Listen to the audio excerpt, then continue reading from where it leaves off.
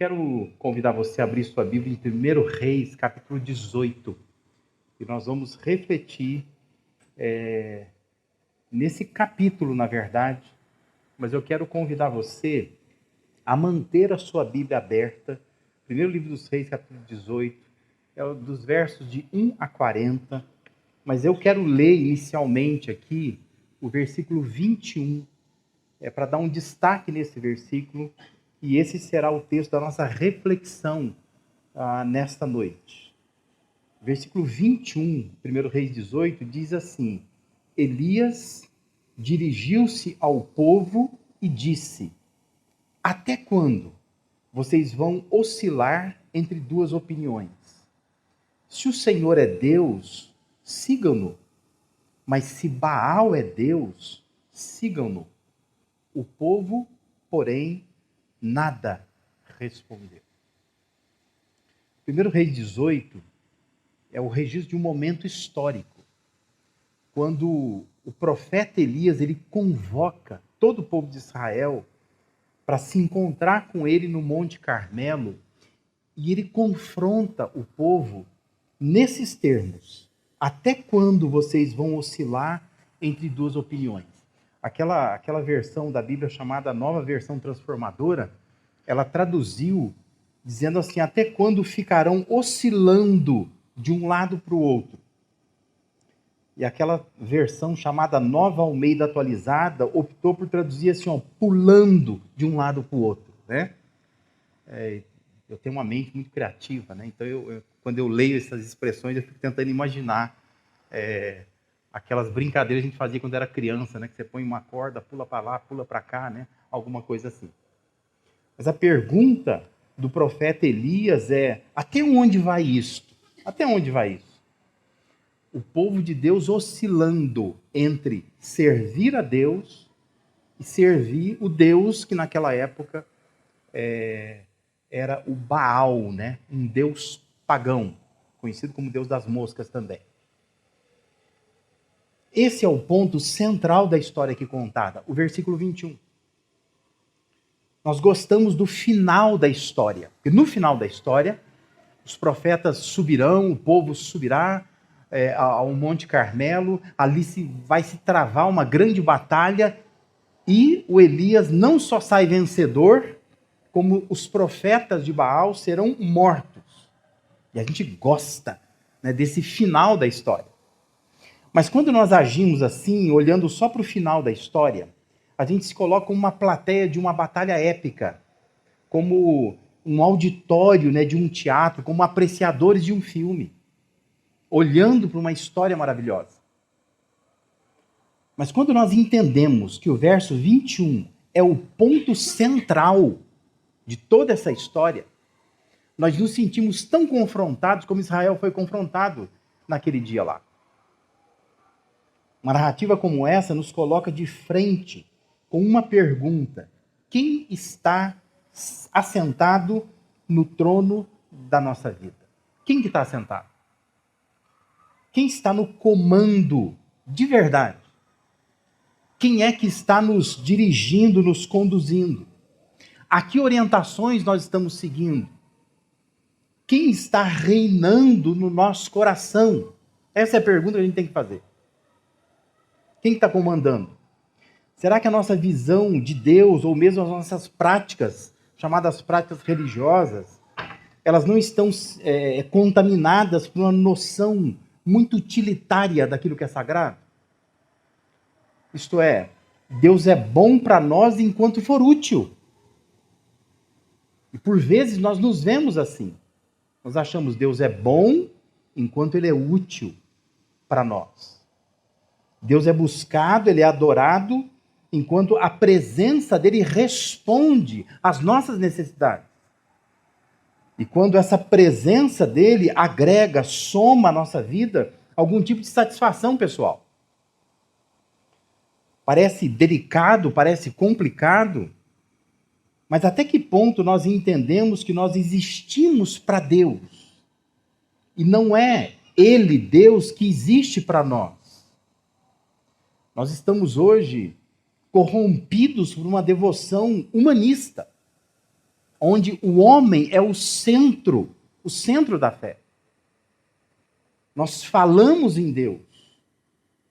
Nós dizemos que estamos buscando a Deus. Mas, na verdade, nós estamos no centro. Quem está sentado no trono somos nós. Nós é quem estamos comandando tudo. Nós estamos vivendo uma fé e uma prática religiosa que se torna evidente que Deus ele não está no comando da nossa vida. Deus não está dirigindo. Mas é a própria pessoa que está decidindo como acha que deve seguir. Como acha que ela deve servir, como acha que ela deve cumprir deveres que Deus já pré-definiu. Mas ela está no comando. Ela decide se ela vai orar, ela decide quando ela vai orar, ela decide quando ela vai se consagrar, ela decide quando ela lê a Bíblia, ela decide quanto que ela deve vir à igreja, quanto que ela deve contribuir. Está tudo no comando dela. Na verdade, Deus não está nesse trono da vida dela. Quem está no comando é ela. Sabe o que é isso? Isso é o humanismo que precisa ser destronado ou desentronizado. Eu queria falar com você sobre isso nessa noite aqui, que nós precisamos nos tirar desse trono do nosso próprio coração. Porque por vezes somos nós que estamos mandando em nós. E a gente vem para a igreja e canta assim, como nós começamos o culto hoje, né? Deus supremo és, soberano em glória, és incomparável. E a gente chama Deus de nosso Senhor.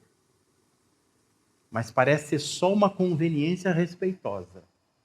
Mas, de fato, Deus não está sentado no trono da nossa vida. Que nós estamos comandando tudo. E quando alguém vem e nos diz isso, nos confronta com isso, como Elias estava confrontando o povo de Israel, a gente se sente mal. A gente diz assim, não é assim também, né? Porque nós estamos no comando de nossas vidas. É o humano, sabe?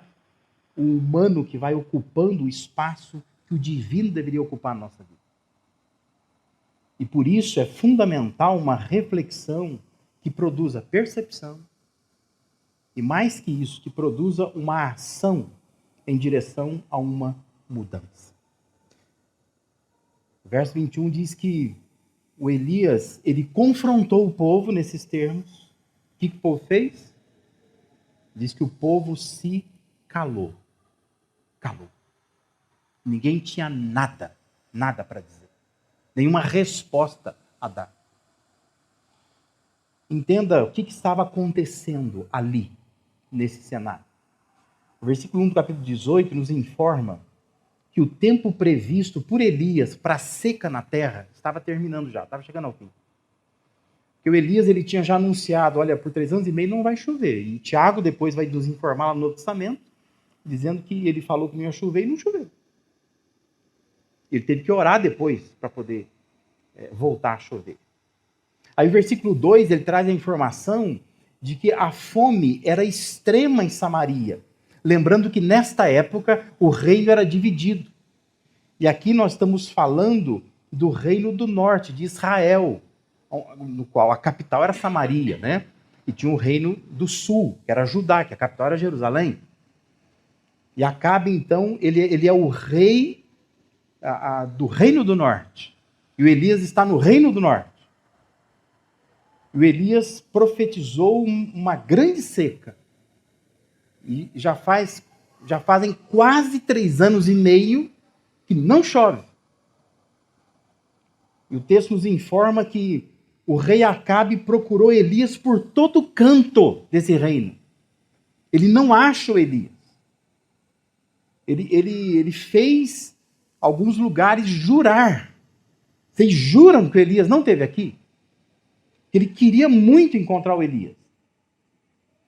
Mas agora, Deus diz para Elias que ele deve se apresentar diante do Acabe. E ele faz isso por meio de um homem chamado Obadias, que é o chefe do palácio do Acabe. Ele vai até Obadias e diz, olha, fala para Acabe que eu vou me encontrar com ele. E é toda uma história interessante, você pode ler depois. aí da hora que você chegar em casa, né? Um outro momento da semana. Mas o fato é que Acabe estava furioso com Elias. Ele queria muito encontrar o Elias, porque na perspectiva do Acabe, esse profeta era um perturbador de Israel. É um homem estranho. Ele colocou sobre o seu povo, o seu reino, uma pena injusta. E não chove nessa terra, porque esse homem fez alguma coisa para que impedisse de chover. E ele quer encontrar o Elias, porque na cabeça dele tem que reverter esse feitiço. É alguma coisa que ele fez. Porque tem que chover. A fome é extrema. Não tem mais o que comer. Ele está pedindo para os seus funcionários ir atrás de comida para os animais. Eles estão perdendo tudo. São 3 anos e meio sem chuva. Então há um ambiente de muita tensão, querendo encontrar esse Elias. E agora o Elias diz assim, não, eu vou me encontrar com ele. Mas não era só o Acabe que estava furioso com Elias. Deus estava furioso com Acabe também. Por isso que, quando você observa, lá no capítulo 16, versículo 33, tem um registro que diz assim, que Acabe, o rei Acabe, ele cometeu mais abominações para irritar o Senhor Deus de Israel do que todos os reis de Israel que vieram antes dele. Então não era só o Acabe bravo, furioso, irado contra o profeta Elias. Era Deus também furioso com Acabe.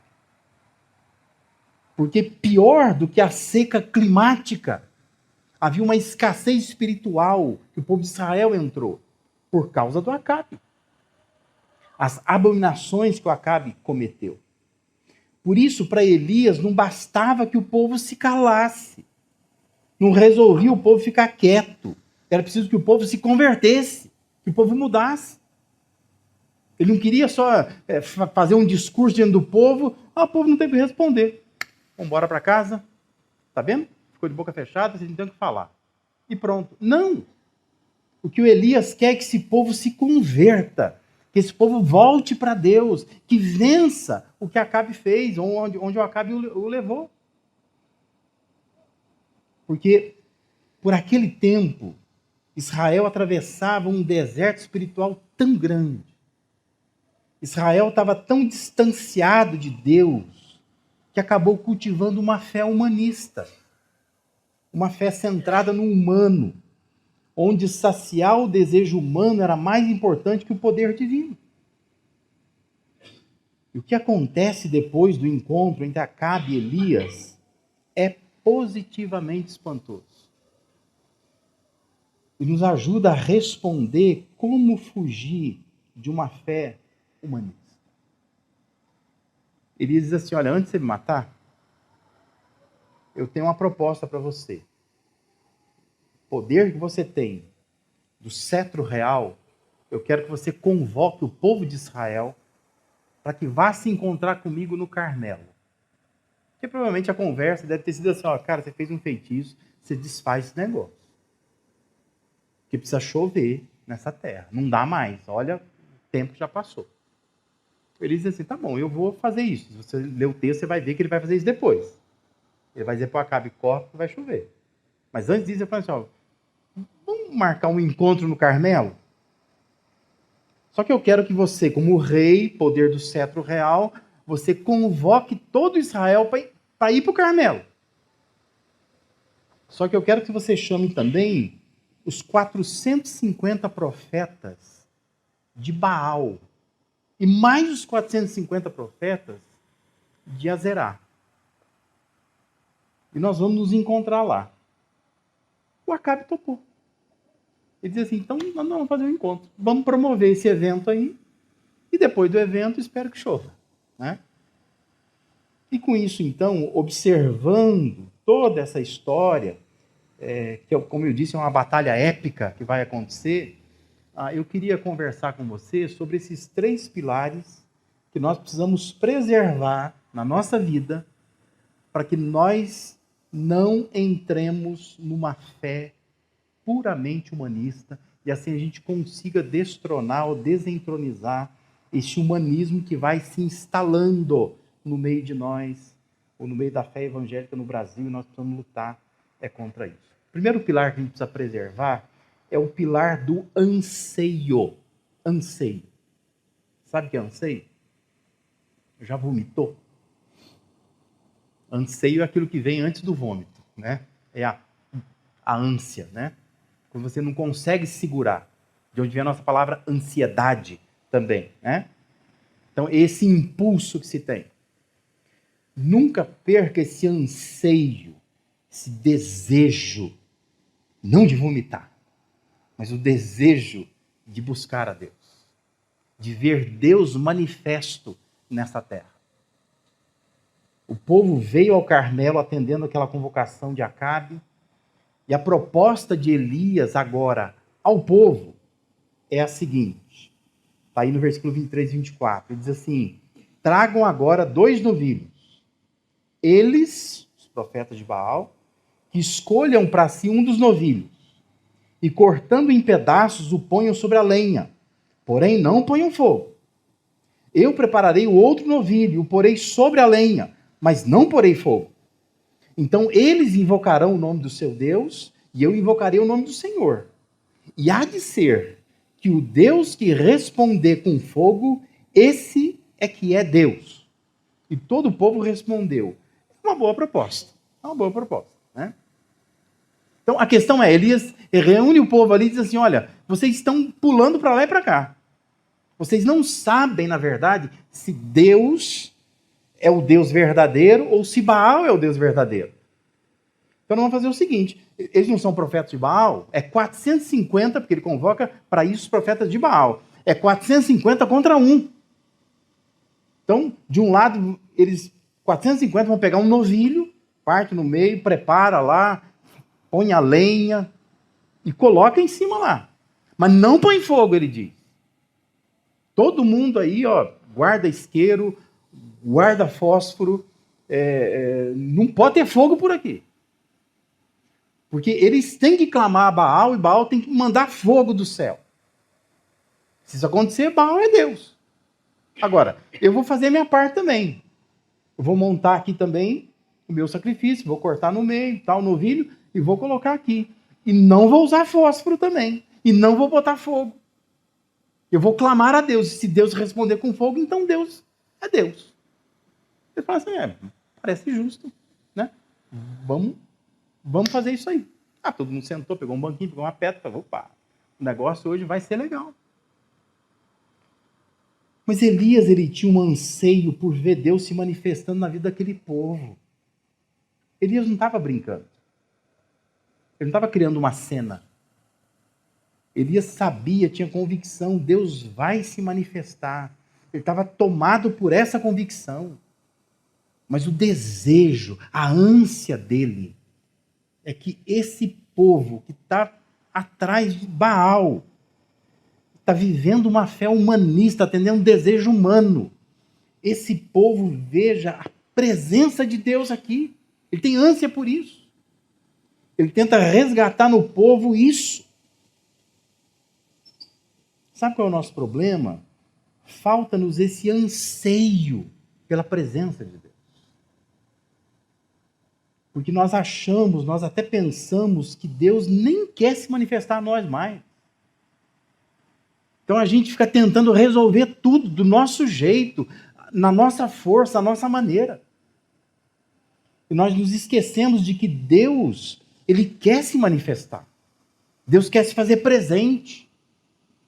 Que naquilo que você pode fazer, você deve fazer, você vai fazer. Mas não pense que Deus não quer agir naquilo que você não pode fazer. É impossível para você. Mas para Deus é possível. E Ele quer se manifestar. Elias ele estava corajosamente despertando desejo no povo de ver Deus se manifestando.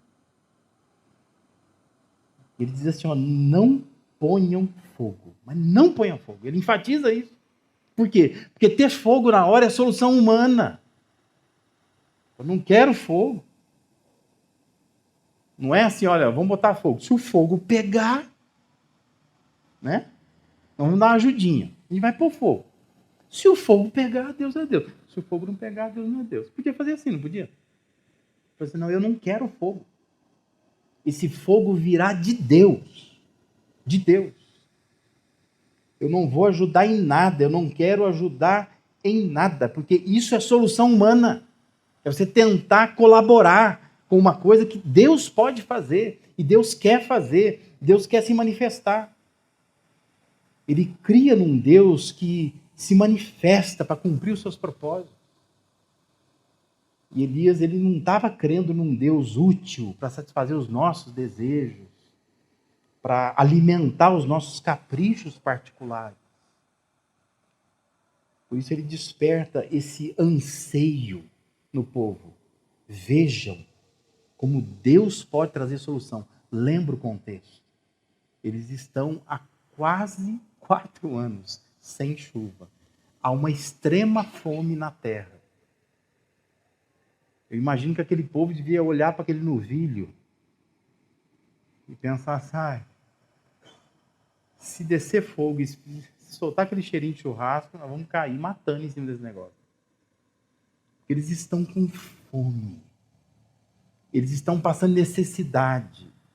E Elias está tentando mostrar para eles, se vocês tivessem anseio para a presença de Deus, Deus ia trazer solução. Não precisa de fogo, não precisa de nada disso. Deus vai trazer solução para vocês, para essa seca que estão vivendo aqui. Que a preocupação maior é com a seca espiritual. É a distância que vocês tomaram de Deus. E como vocês estão cheios de vocês mesmos, criando uma agenda para vocês, e não estão buscando a Deus, ansiosos por Deus, como vocês deveriam estar. Então, esse é um pilar a ser preservado. Nunca perca o anseio por Deus. Se você está nessa noite aqui, ou está em casa, vendo nesse momento, você perdeu essa ansiedade pela presença de Deus, essa ânsia por ver Deus agir, você precisa resgatar isso. E quando nós perdemos isso, nós estamos muito perto de uma fé humanista. Uma fé que põe Deus, às vezes, no adesivo do carro. Mas uma fé que, de fato, não deposita a esperança em Deus. É a fé com o fogo na mão, sabe? Deus vai agir, mas eu estou com fogo aqui, ó. Qualquer coisa eu... Né? Elias diz, não ponham fogo. Esconda esse fogo. Eu quero gerar em vocês uma ansiedade, uma ânsia, um anseio pela manifestação de Deus. Vocês vão ver Deus agindo hoje aqui. O Deus verdadeiro age, sem precisar de intervenção humana. Deus vai agir. Ele vai agir poderosamente. Sem nenhuma dúvida ele vai agir.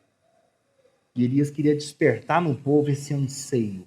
O anseio pela manifestação poderosa de Deus aqui nessa terra. O segundo pilar que nós precisamos preservar é o pilar da atitude. Veja lá que os profetas de Baal pegaram o seu novilho, diz que eles prepararam a lenha, eles invocaram o nome do seu Deus desde a manhã até o meio-dia. O que aconteceu? Nada.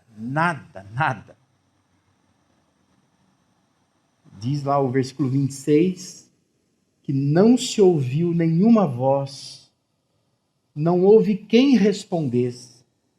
E diz que eles ficaram pulando ao redor do altar que tinham feito.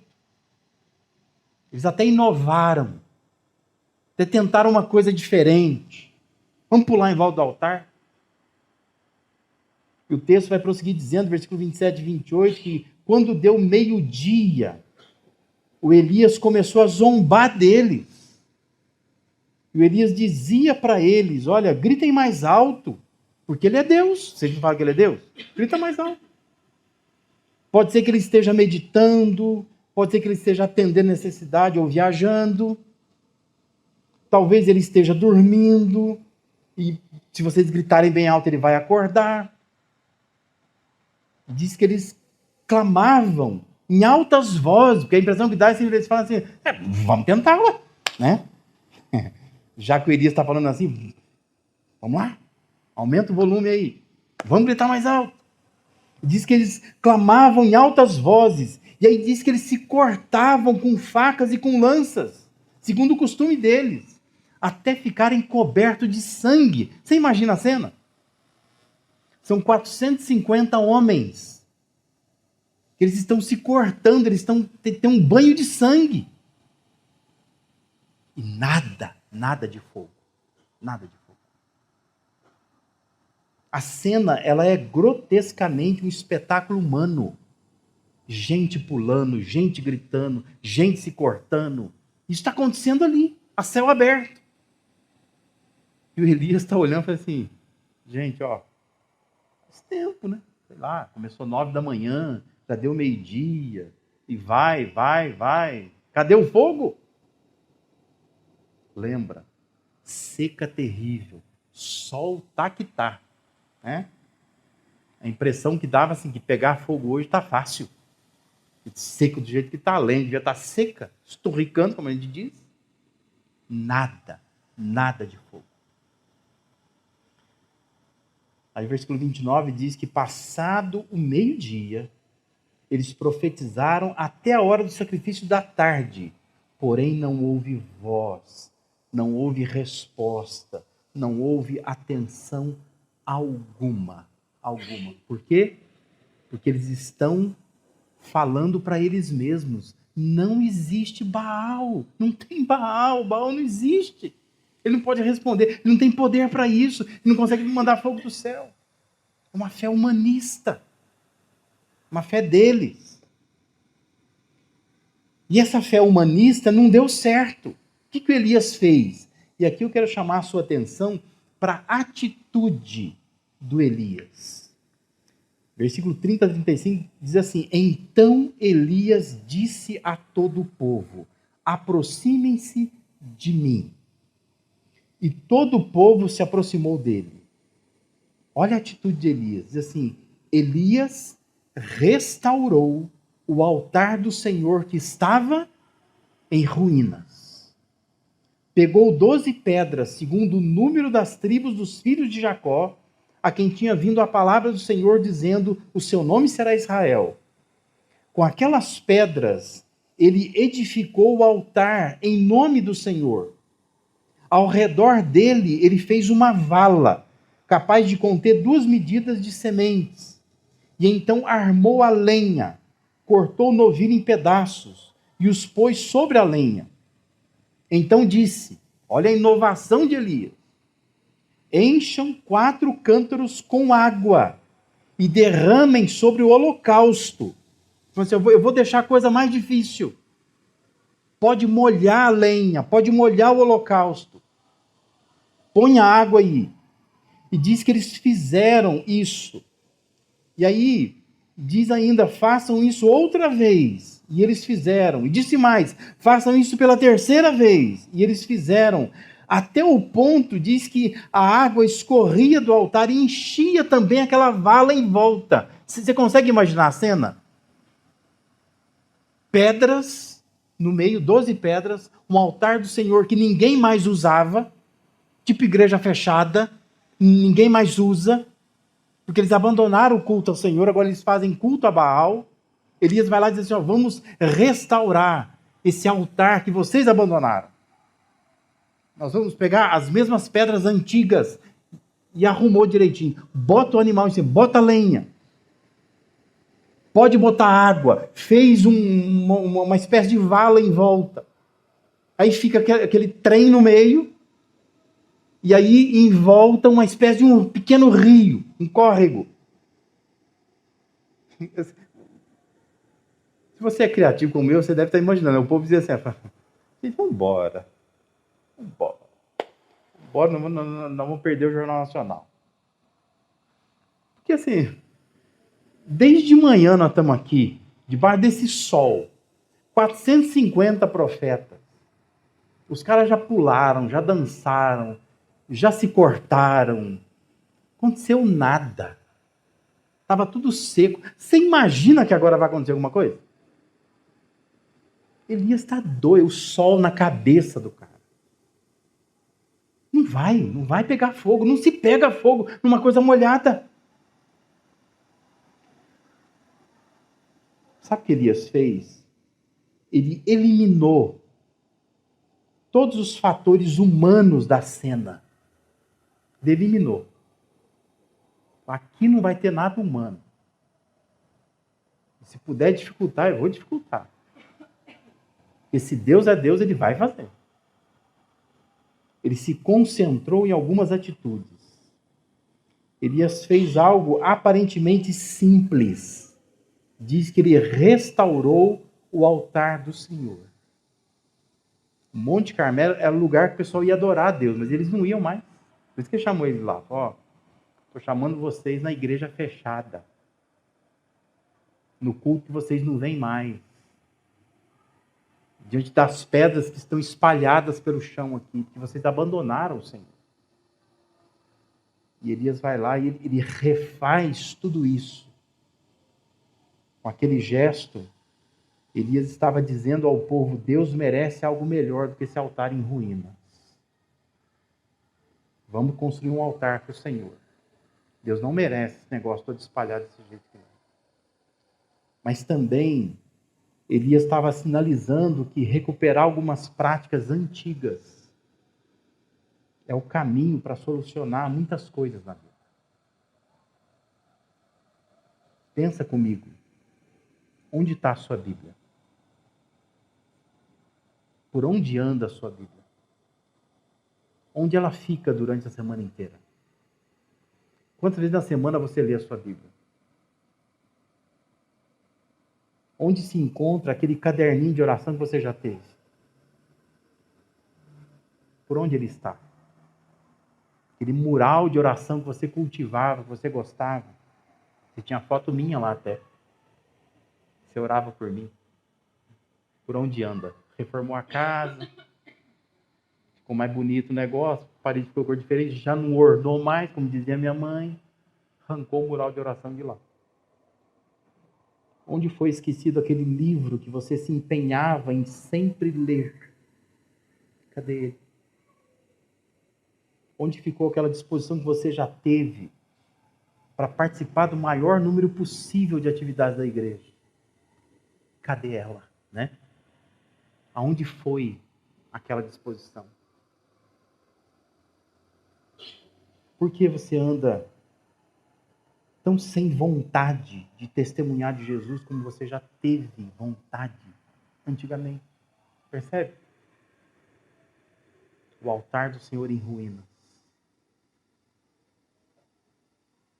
Antes da gente cobrar uma ação de Deus, nós precisamos pensar no que nós estamos oferecendo a Deus. Elias estava dizendo para aquele povo, vocês estão cobrando tanto, vocês querem que chova. Mas olha como está o altar do Senhor.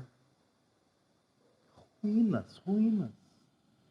Pedras simbólicas que sempre nos lembram as 12 tribos de Israel, agora estão esquecidas.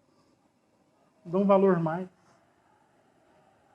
E Elias está dizendo assim, nós precisamos ter atitude para restaurar a presença e o poder de Deus em nossas vidas. Elias mostrou ao povo que aquelas velhas pedras ainda poderiam dar um altar para Deus. Então, queria que você saísse daqui nessa noite pensando isso. Aquela Bíblia velha sua lá, ela ainda fala muito ao seu coração. Se você usar, se você ler, aqueles momentos de oração que você já teve na sua vida, se você recuperá-los, vai fazer diferença na sua vida. Aqueles 40 minutos de pausa live na quinta-feira também ajuda. Você participar de uma live Educa 1 hora no domingo de manhã, vai robustecer a sua fé. Procurar estar sempre no culto, vai mudar a sua vida. É o altar do Senhor que precisa ser recuperado. Isso tem a ver com atitude. Atitude. Nossa! Elias teve atitude, mostrando para o povo, eu estou fazendo uma coisa que vocês deveriam fazer há muito tempo. Vocês deveriam reconstruir o altar do Senhor. E não reconstrói. E ele reconstrói diante do povo. Pedras velhas ainda podem ser um altar para Deus. Então aquela Bíblia velha, aquelas velhas orações, aqueles costumes velhos, Aqueles pastores já estão velhos também. Eles podem te ajudar a crescer.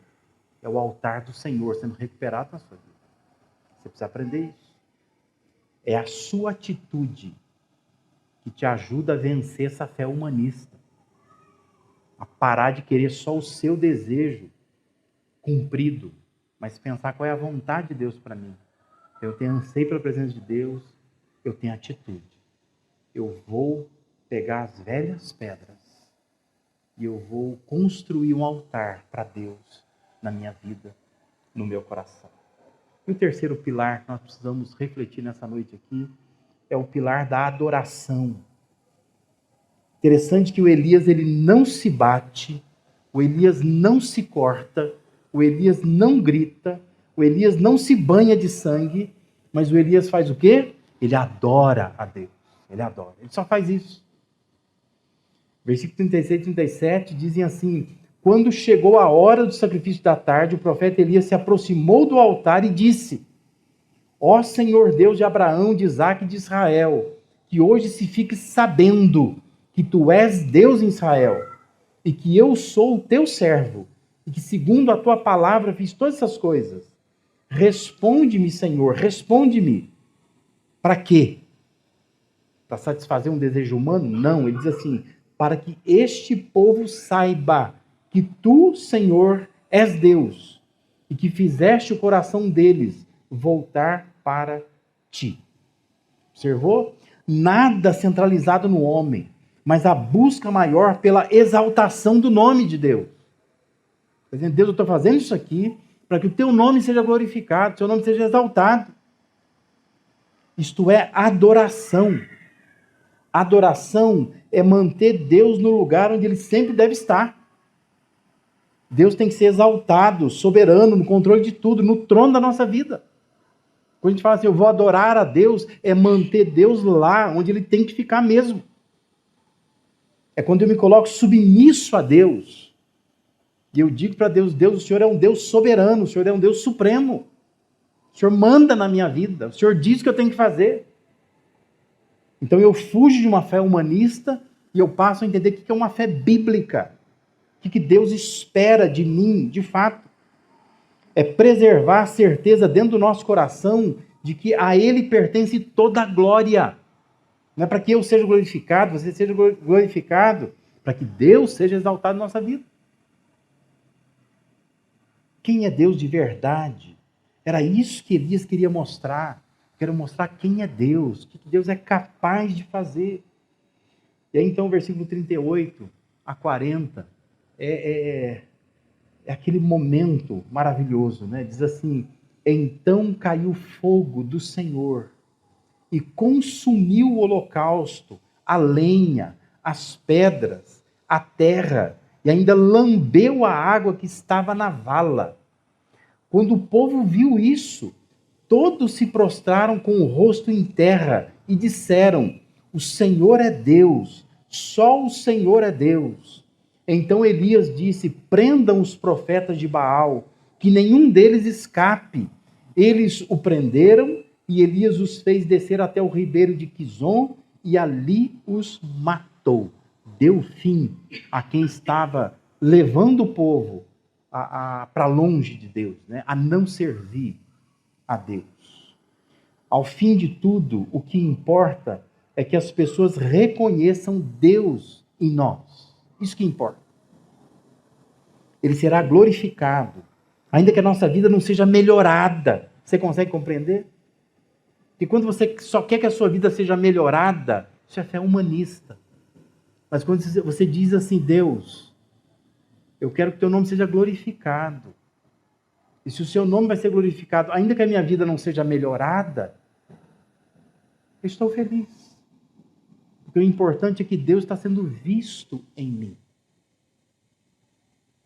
Ainda que a minha vida não esteja melhor, nós existimos para Ele. Não é Ele que existe para nós. Entende isso? Nós existimos para Ele. Fomos feitos por Ele, para Ele. Não é Ele que existe para a gente. Retira essa tendência humanista do seu coração, que se assentou no trono da sua vida. Essa tendência de satisfazer o humano, de buscar só o que é humano, de pensar como humano, de trazer soluções humanas, de recorrer só àquilo que é humano. Mas experimente o que é o poder de Deus de verdade na sua vida. Deus se manifestando em sua vida. Jamais perca esse anseio pela manifestação de Deus. Creia que Deus deseja se manifestar. Ele quer se apresentar a nós. Quer estar aqui entre nós. Tenha atitude, prepare o altar da sua vida, restaurando, voltando a usar os recursos de Deus. Recursos que Deus deixou. A palavra dele, a oração, a igreja. Acredita nisso, recupera essas coisas. Coisa que você já fez, já funcionou, tem que voltar a fazer. E viva em adoração, canalizando tudo que você é, tudo que você faz, para a glória de Deus. O mais importante é que Deus seja visto em você. E se para Deus ser visto em você, você vai passar dificuldade, é assim que será. Porque o importante é que Ele seja visto em você. Não é que a sua vida seja reparada, confortável, seja a melhor vida de todas as vidas, mas é que Ele seja visto em você. E para Ele ser visto em você, você não vai viver bem, você não vai viver bem. Porque se você só pensa em viver bem, isso é fé humanista. É só fé no humano, é só desejo humano. E Deus quer que você destrone, que você desentronize, que você tire do trono da sua vida o seu próprio eu. E permita que Deus se assente ali. Esses 3 pilares, eles vão sustentar a sua vida de uma forma extraordinária. Extraordinária. Recupere o anseio, tenha atitude, adore ao Senhor. Se você fizer isso, sua vida vai ser transformada, experimentando manifestação de Deus diária na sua vida, de uma forma extraordinária. Amém?